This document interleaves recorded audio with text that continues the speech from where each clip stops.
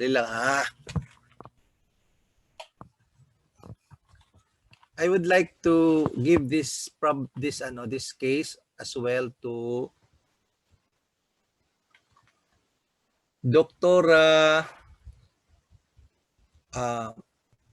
Doktora Timbaste. Are you there?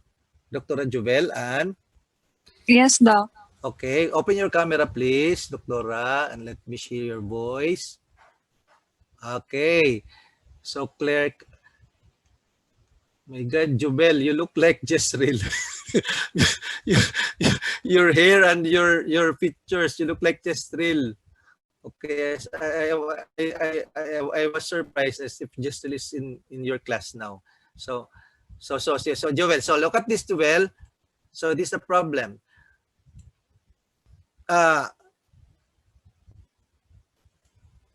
For monthly medical maintenance purpose of this pediatric patient who is now presently asymptomatic with stable vital signs, our pediatrician, Dr. Edna Ayaso, is co-managing this rare but interesting pediatric case to our surgeon, Dr. Wilfredo Liao, for monthly maintenance co-management.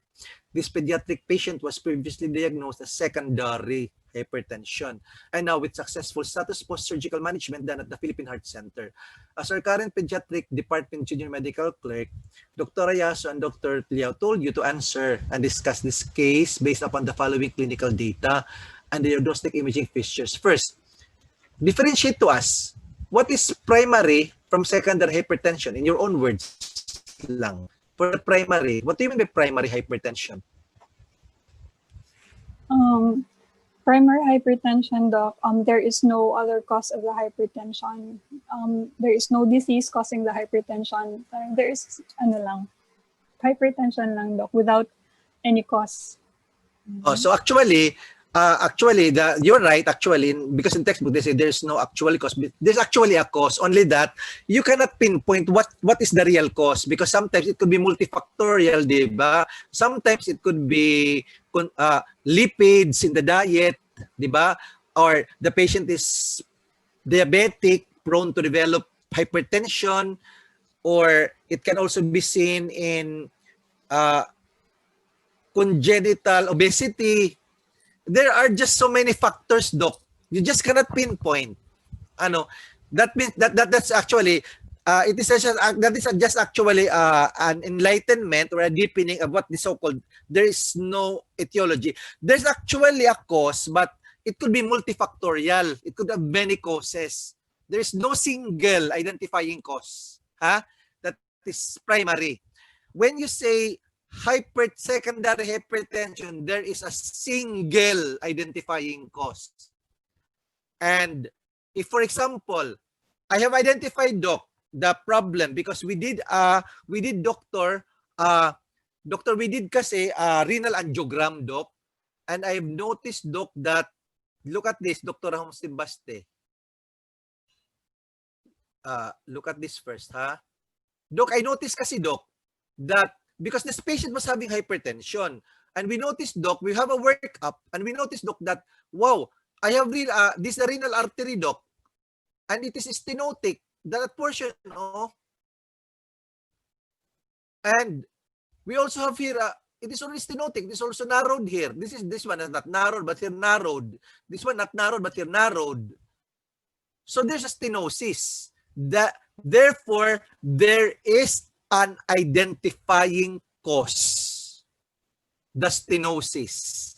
Therefore, there is a secondary renal hypertension that developed consequent to renal artery stenosis.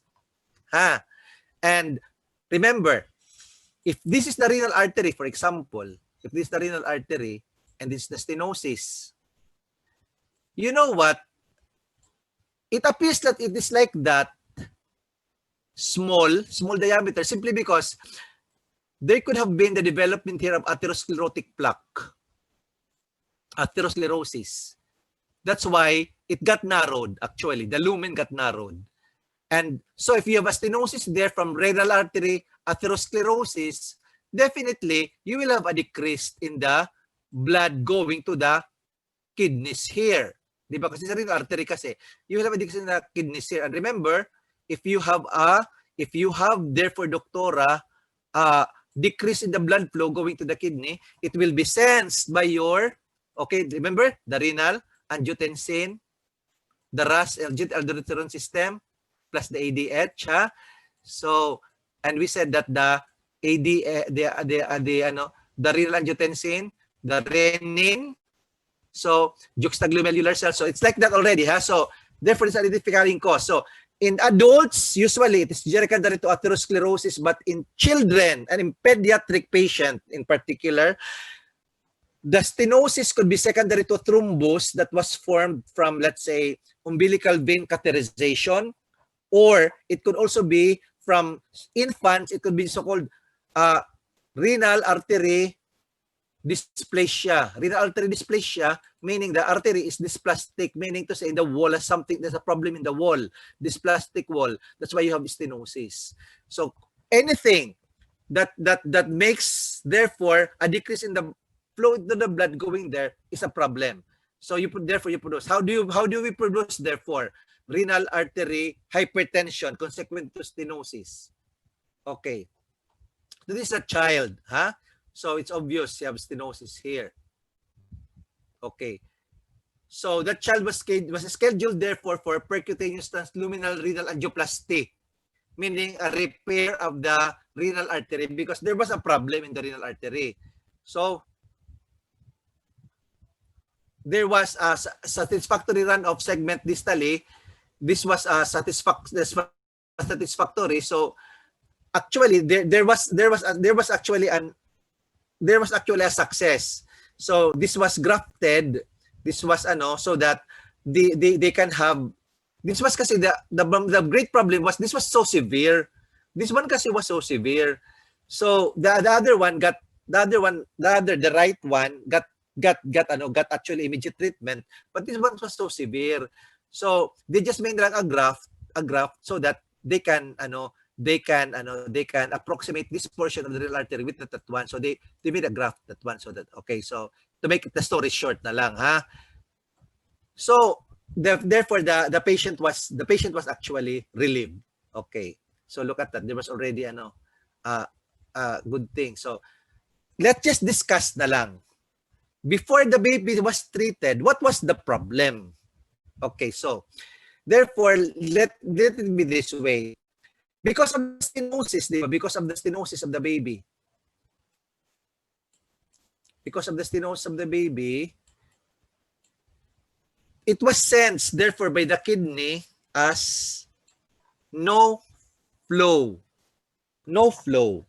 So therefore there's no flow because there was an obstruction kasi the juxtaglomerular cells lining the juxtaglomerular cells lining the afferent arteriole of the kidney will release renin, di ba? The renin therefore, because there was a decrease in the blood supply, will convert the angiotensinogen from the liver to become an angiotensin 1. So you continue daw, doktora. How did the patient develop hypertension? Angiotensin 1, will it go? Will it go? The angiotensin 1. Sige. Sige. The angiotensin 1 will go to, di ba? It will travel to the lungs. Because angiotensin 1 in the lungs will be converted to angiotensin 2 via the ACE, angiotensin converting enzyme. Ha? Okay. So therefore, angiotensin 2 is a potent vasoconstrictor. Ha? But it is not enough, doctor. It is not enough. So therefore, you had an increase in blood pressure. It is not yet enough. What will happen to the angiotensin 2? It will call on the what, aside from vasoconstricting effect, what will Okay, so I will give the one to the, because we will have lakang time na tayo. I will give the next question to the last reactor for your group, ha. I don't know if he's here.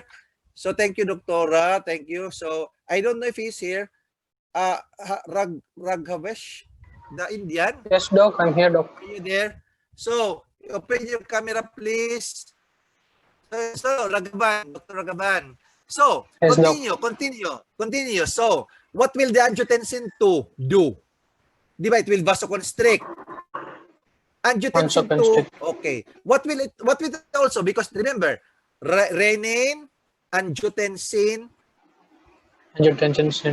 aldosterone.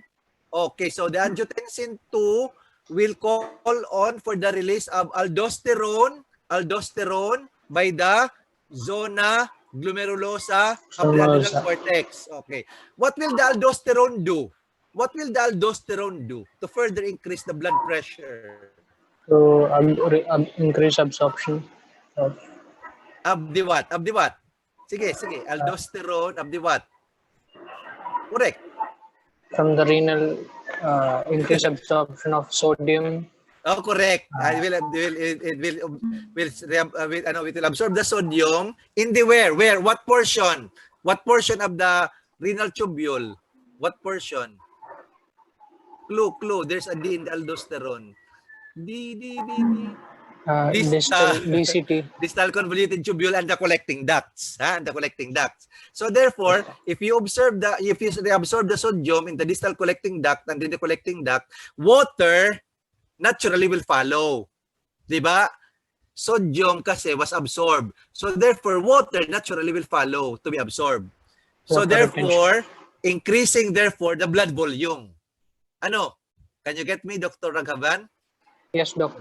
So more water retention. Oh yes, more water retention. If you increase therefore therefore the blood volume plus the vasoconstricting effect of the angiotensin 2, there will be a great increase in blood pressure. That's why your patient had secondary hypertension, right? Okay. Remember, the problem was worse with the baby. Remember, the baby had a very severe stenosis at the left. So therefore, aside from the renin, angiotensin, aldosterone system, what is still excited? What was still excited by the I have just to speak English like you had Indian, because the Indian, you have a Carabao English. So I will also speak Carabao English.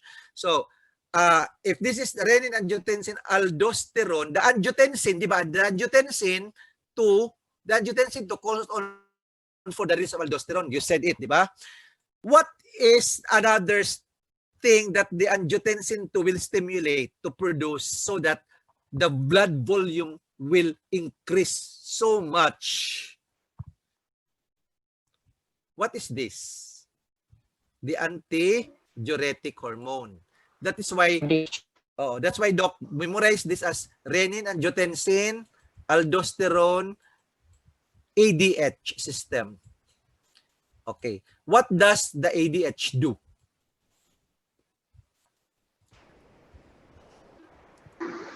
Clue. Increases the... What will it do? Clue. I know that the first year now is hot trying to answer this question. Okay. What? Okay.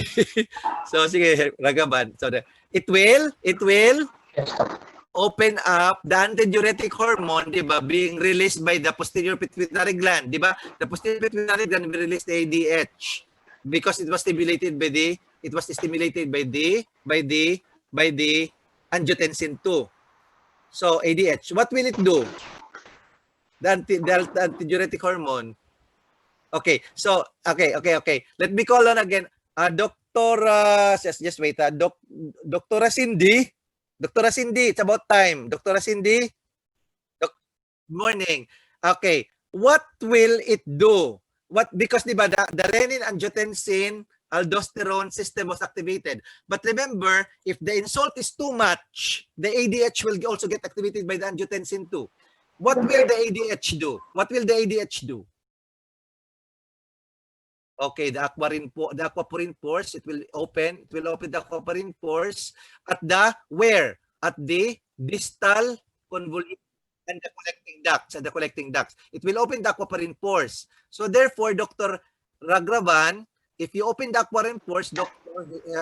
Raghravan, the water from the collecting ducts and the distal convoluted will enter and then will we go back to the interstitial space, doctor, interstitial space, and Yes, doc. go back to the Blood peripheral vessels. capillaries, blood vessels. So therefore, you will have an increased further blood volume, Dr. Raghavan, ha? So therefore, increasing. So therefore, Dr. Raghavan, thank you, Dr. Cindy, ha? Thank you for helping us. So Dr. Raghavan, as I ended, because you're the one to end, will you please summarize the renin, angiotensin, aldosterone, and ADH system, why that cause therefore the greatly increased blood pressure in our patient consequent to the renal artery stenosis that happened to the baby. So sige doctor. Start with this. Doc, because of the decreased flow, Doc, because of the stenosis, Doc, Because of the or decreased blood flow. Okay. So sige. Hello.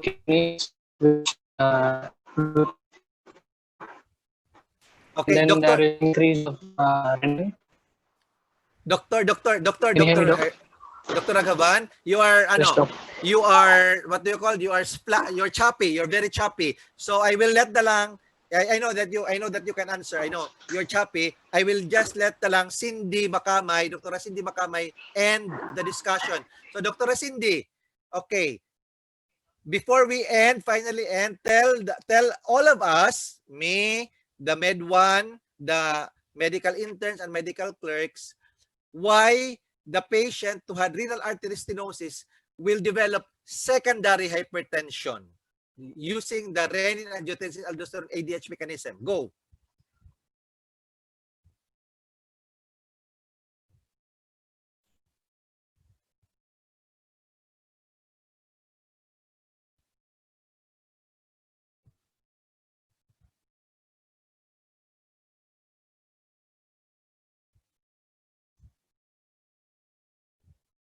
Okay.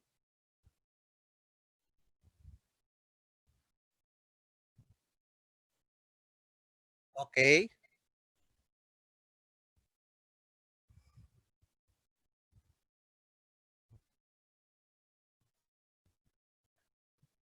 Uh-huh.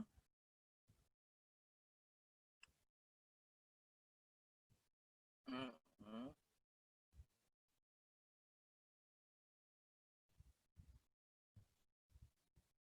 Uh-huh.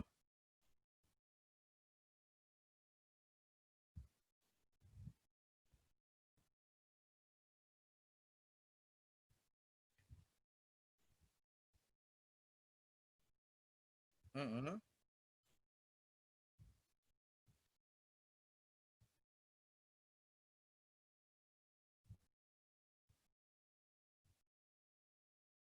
Correct.